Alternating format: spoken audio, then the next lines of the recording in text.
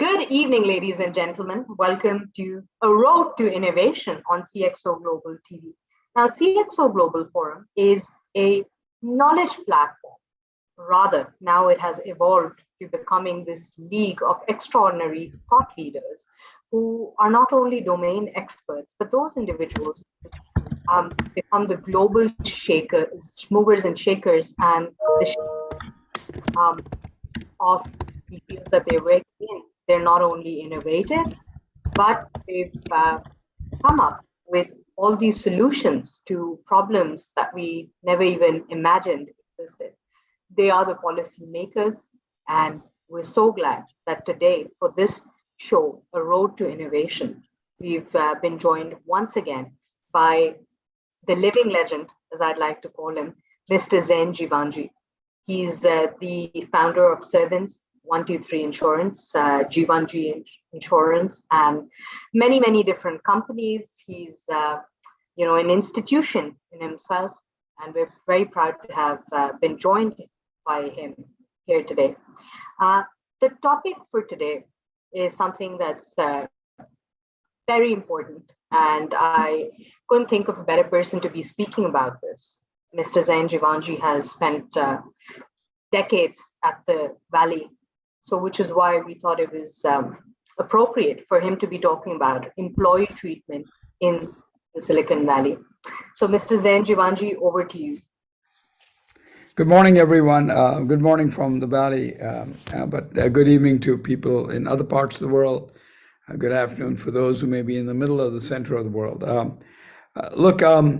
The treatment of employees in Silicon Valley, and I would assume that you're talking about, employee relationships in Silicon Valley. So there are two sides of it. There are companies that everybody in the Valley, by the way, has a work ethic load which is very different from the rest of the world, and I want to emphasize on that because that's the critical understanding that you should have of a behavior of an employee should be. So first of all, in the Valley, when employees join companies, they're not looking for handouts and pay stubs. They're really looking to work and create and innovate something for whatever the work they do. And I talked about this in Islamabad at the leadership conference, and of lately I've been talking a lot about this. How is Silicon Valley different than the rest of the world in employee treatment? And how it contributes to the success of everyone, right? That's what we're going to talk about. So, first of all, it's whether you work for success or you work for excellence. Most employees across the world work for success. Success meaning success to themselves. They want to grow, they want to make a good salary, and they come 9 to 5 to work. It's when you cross that bar of maturity and you work for excellence. The difference is that you're thinking that let's say I'm going to make this phone, right? I'm going to make this phone. The objective is to make the phone, or is the objective to make the best phone? So if I'm supposed to make something on this, I don't have to look for guidance from my employer or my boss. I will do my utmost best that I can do.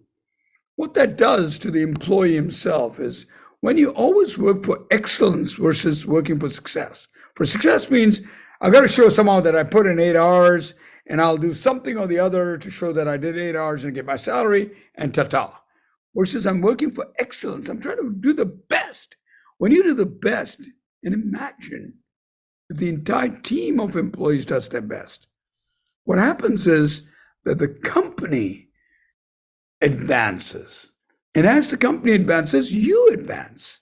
Because people will remember you as, oh, this was the individual that handled the product development for this company. This is the person that developed the iPhone round design. Or this is the person who did the marketing for this company. They won't remember you if you don't work to the excellence, because there's no other way. The truth is results tell give you how good you are. So first of all, that's the difference I found in Silicon Valley. Everyone works for excellence, whether it be an 18-year-old or a 67-year-old like me. The idea is to do the best that you can. Now, your best may not be the world's best, but you must work. So that's the first core difference I found in many other parts of the world, where people are working for wages and salaries and not trying to do the best job at what they're doing. What does the best job mean?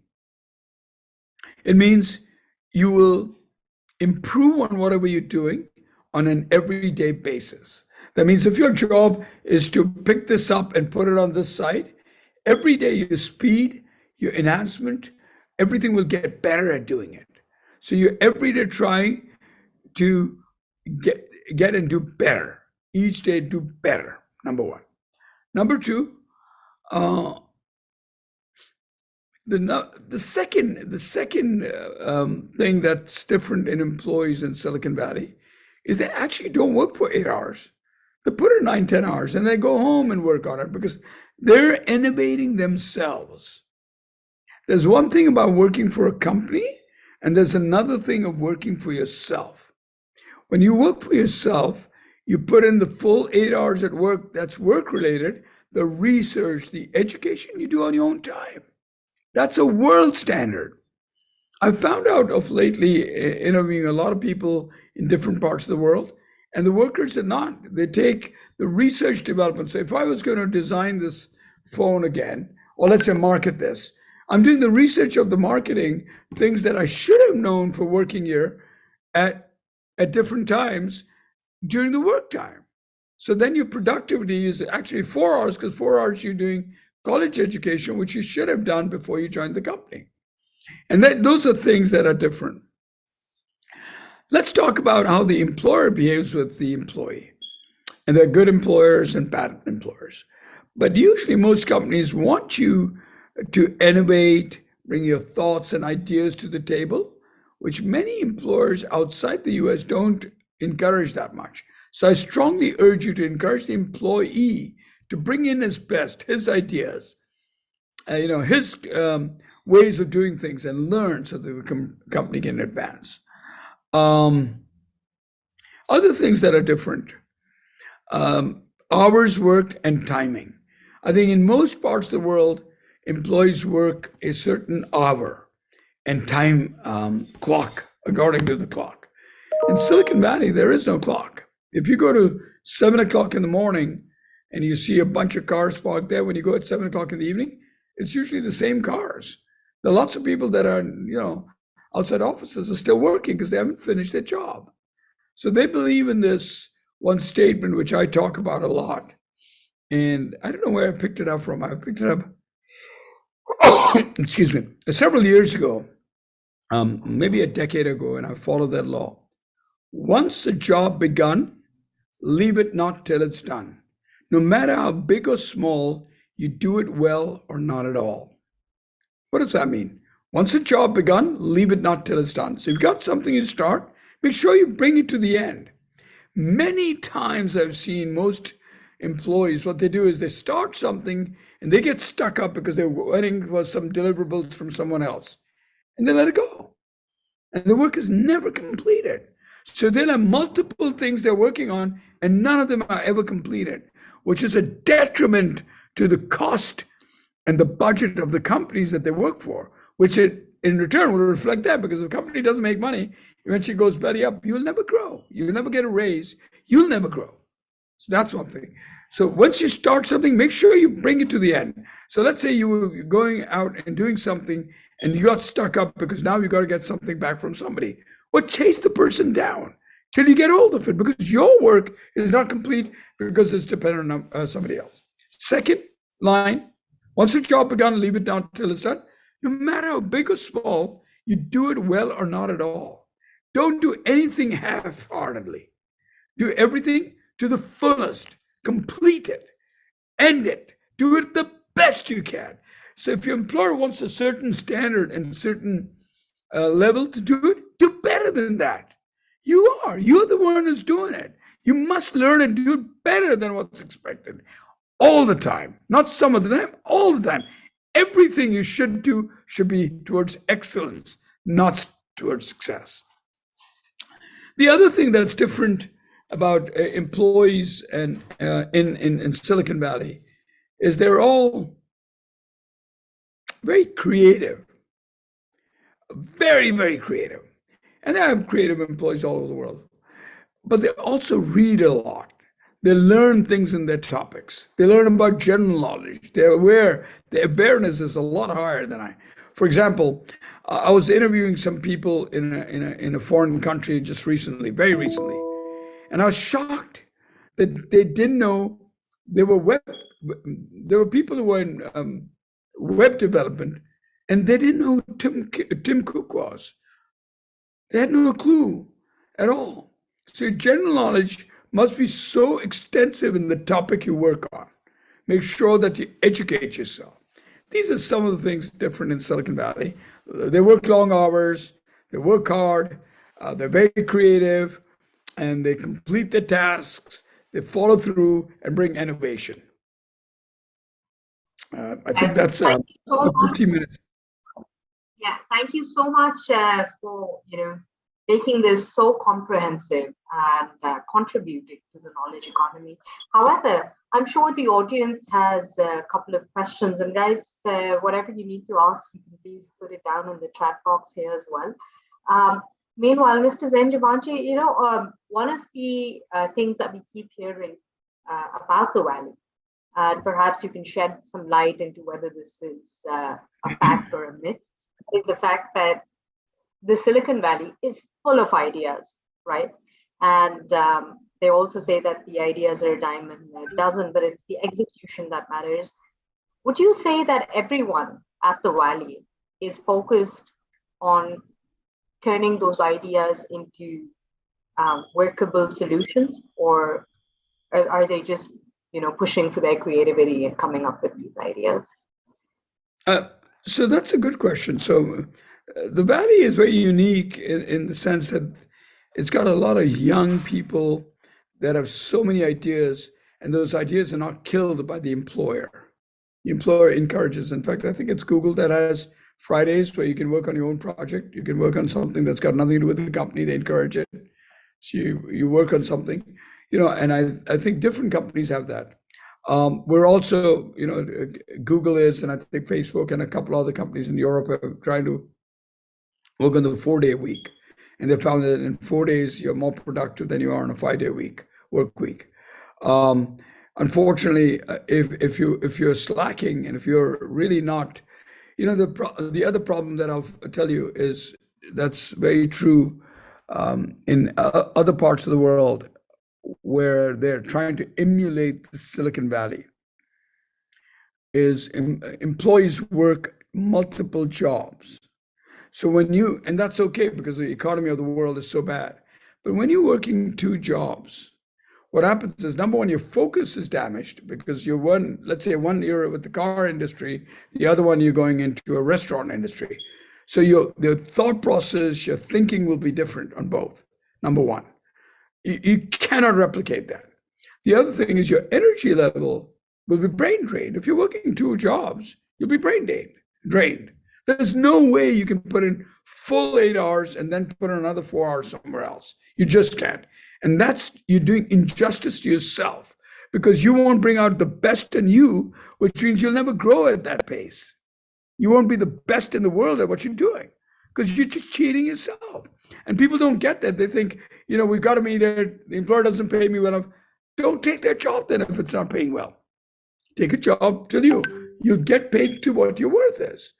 So I think that's one. But again, coming back to, I think the employees are very innovative in Silicon Valley, and there's innovation all over the world.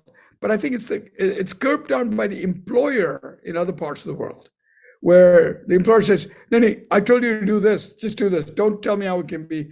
We can also do this. Whereas in the Silicon Valley, they say, oh, wow, I love it. You're saying we could do this better by changing this way we're doing it? Sure, I want to listen to it. Talk to me about it. But it comes from the employee. Remember, it's the employee who will allow that. If you're constantly working under par, your management is deliberately just getting you up to the par. They're getting frustrated. And Silicon Valley employers get frustrated. You can hear slamming doors and screaming because everybody's at such a high level of productivity that there's no tolerance for non-productive people.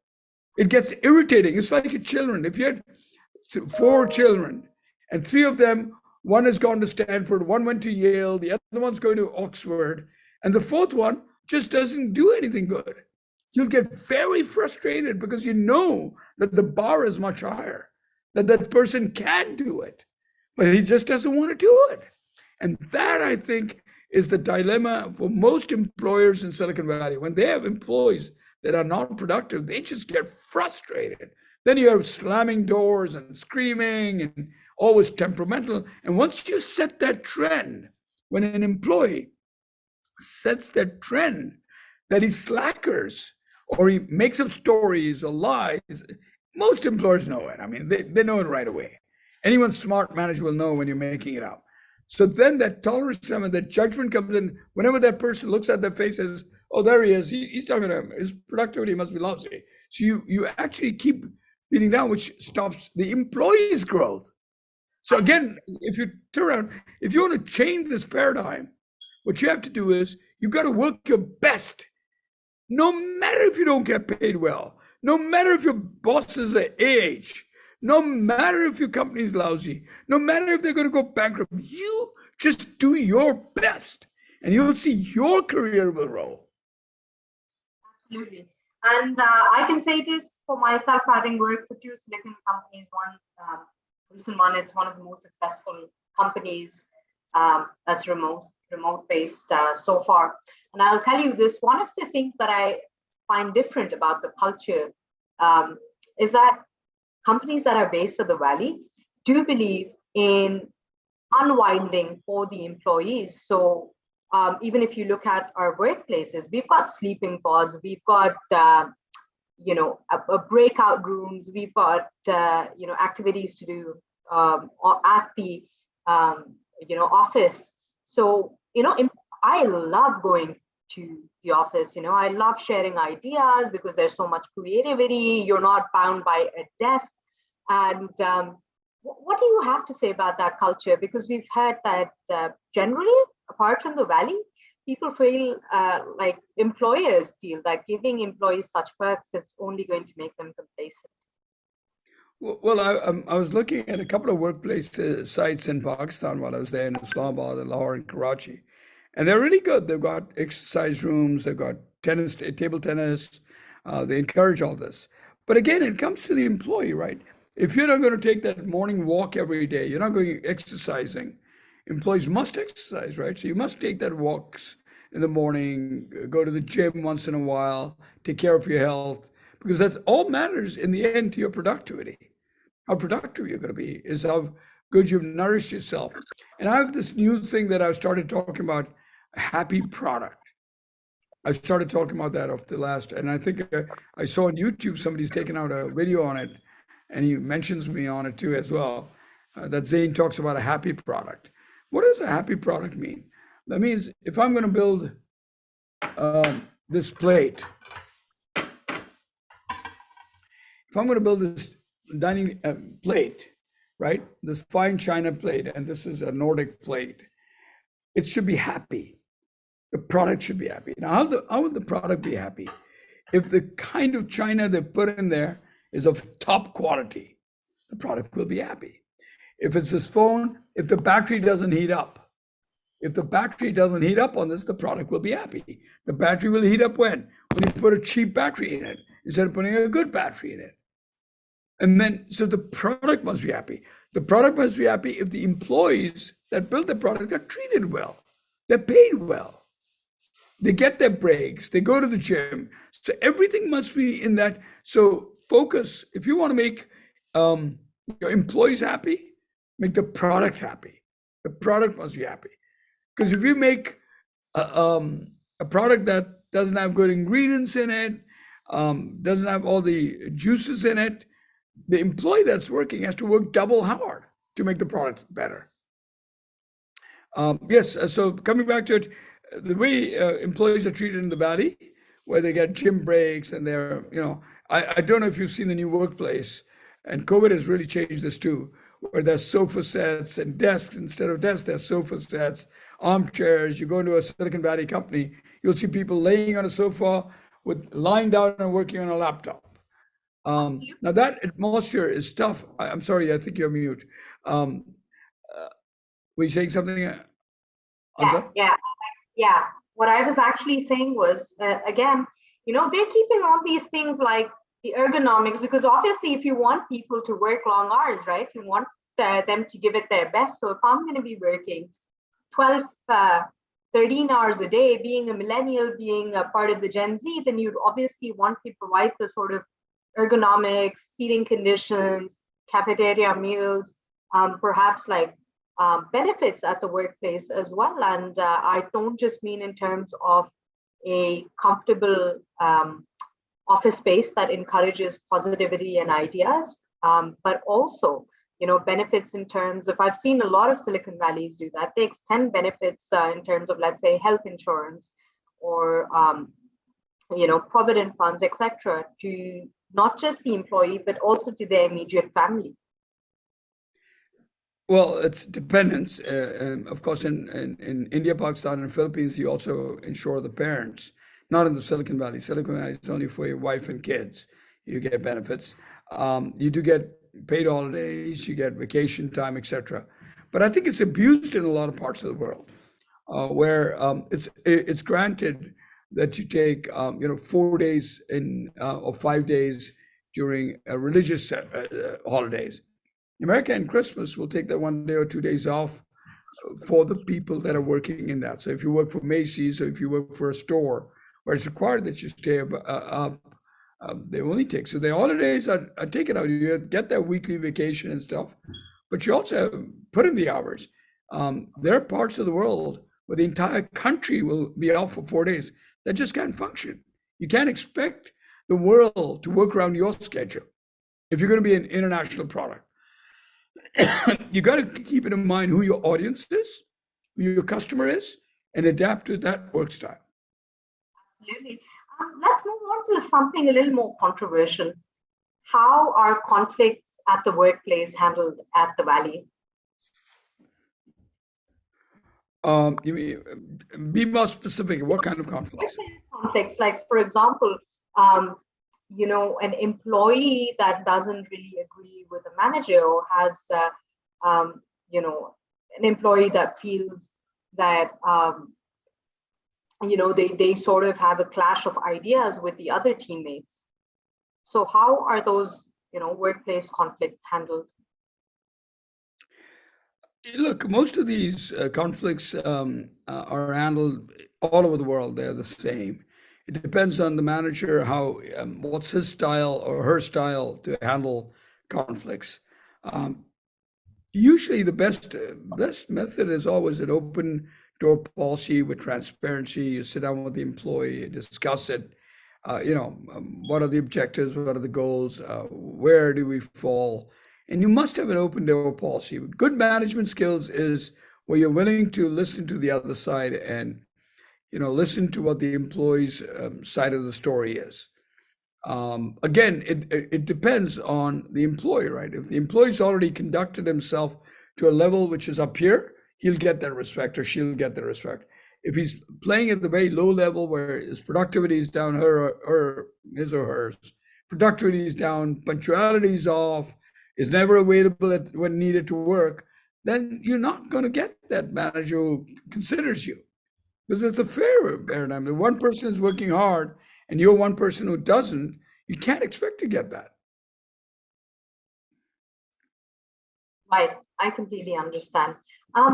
What about unfair practices, and if an employee just feels like there's been some sort of discrimination, there's a matter of unequal pay, how receptive is the HR? Because we know a lot of tech companies are based out of the Valley. Well, there's, as you know, lately there have been a lot of harassment stuff going on in the Valley where women are not treated the way they should have been treated. But I'll still tell you that it's way ahead of where standards in some other parts of the world are. I won't give you which parts of the world, but I saw an ad in the paper for a classified ad that says, needed young girl as receptionist. Well, who in the world can actually put an ad and say, I want a young girl, or else to say girl? Both things are illegal. They should not be tolerated. Discrimination should not be tolerated at all, by ever, and by any company at all. But the company to put out an ad for hiring requirements of age or gender should not ever be a question. You should get the best talent. I don't think there's somebody as good as me in InsurTech today, but I'm 67 years old. If I had some standards in some countries, I'd never get hired. I'd never get a job. But you lose out because you got this wealth of knowledge, somebody who knows the insurance industry so well. I could blow it out of the park, but you'll never get me because you want an age restriction. You want somebody who's 18 or 20 years old. So these kind of things have to stop. They should be stopped. And they should be stopped by societies, not just the employers. Society should stop accepting these standards. Right. So building up upon that, I was watching this very interesting piece from an HR analyst from BBC the other day. And I'd like to quote what they actually said about the value.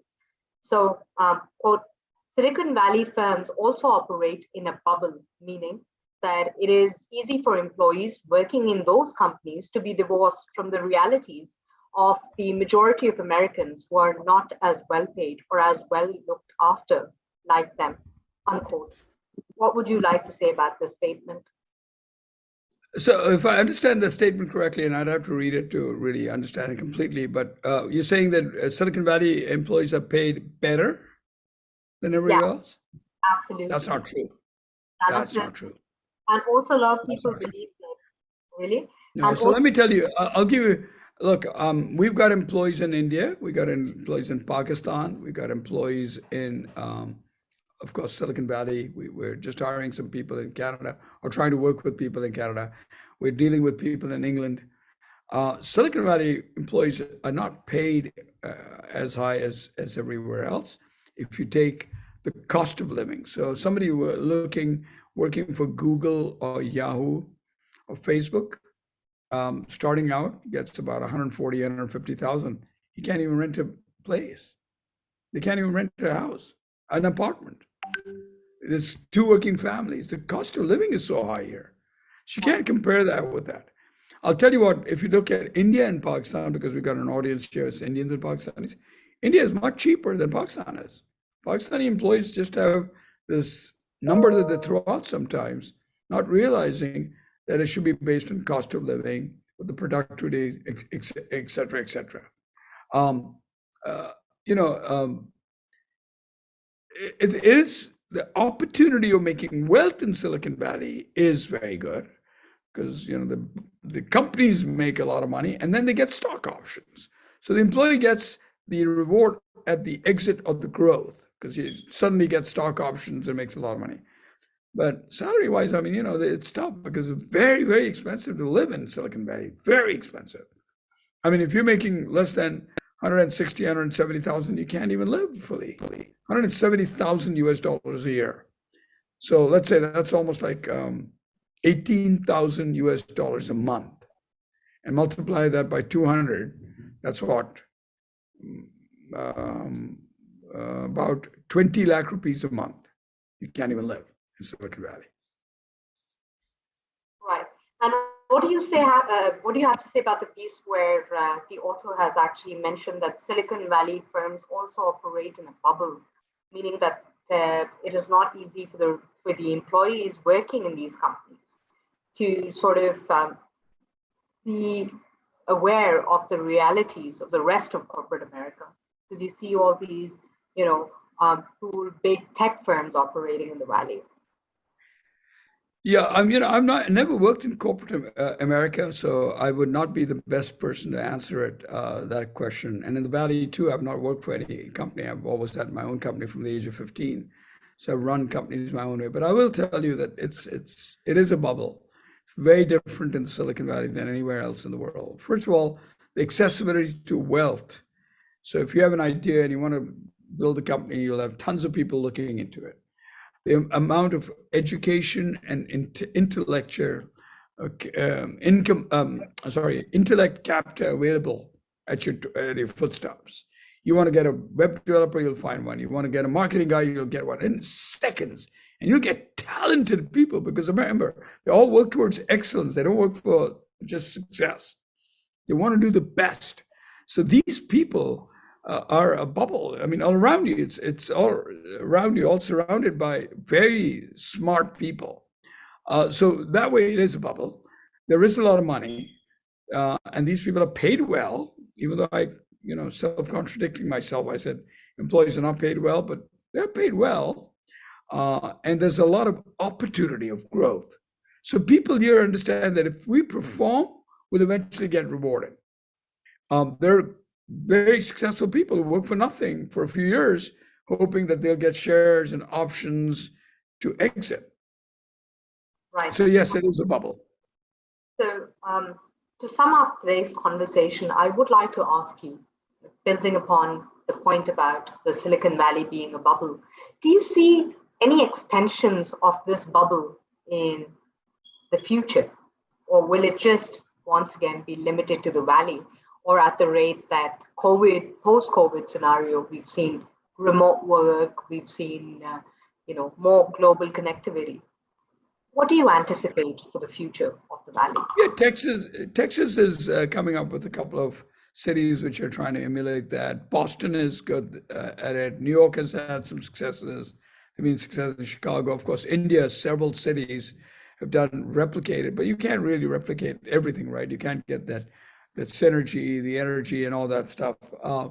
Pakistan's making a great effort. There are cities in Pakistan where I've seen a lot of innovation, a lot of employers that are behaving, acting, and employees who are working like it. But it's a long stride because the whole environment's not there. For example, I was in Dallas yesterday, stuck for 12 hours because flights wouldn't move. So that environment itself, the infrastructure is not there. You'll suffer. Now, I'm not saying that the rain and the waters are anything to do with the infrastructure. But if the internet accessibility is not there, there are countries, and I'll call out the spade when it's a spade. Pakistan, for example, how could you have a day without the internet just because somebody's going on a parade, a political parade, or there's something like a religious holiday, and you shut off all the cell phones? Communication, the world's not going to accept that. So that environment, the infrastructure, I think that the Valley has. It's very different everywhere else. There's internet all over the country, but does everyone in the Valley work that way? I think it's that environment that's created in the Valley, which is really a bubble. Will it be replicated? Obviously, nothing is forever.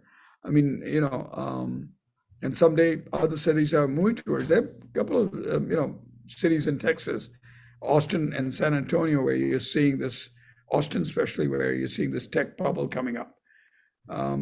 Even I've seen it in India and in Pakistan.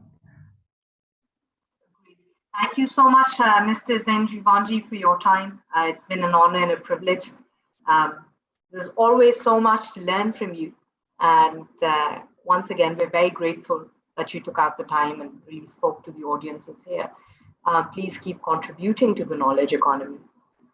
Thank you. Thank you for having me, and always a pleasure to be on CXO and share my thoughts and my views. Thank you. Take care. Appreciate it. Ladies and gentlemen, that'll be all for tonight. If you have any questions or any comments that were left unsaid or unheard, please reach out to us to find out more. Do log on to www.cxoforum.global. We look forward to hearing from you. Thank you. Have a good day. Bye-bye. Bye.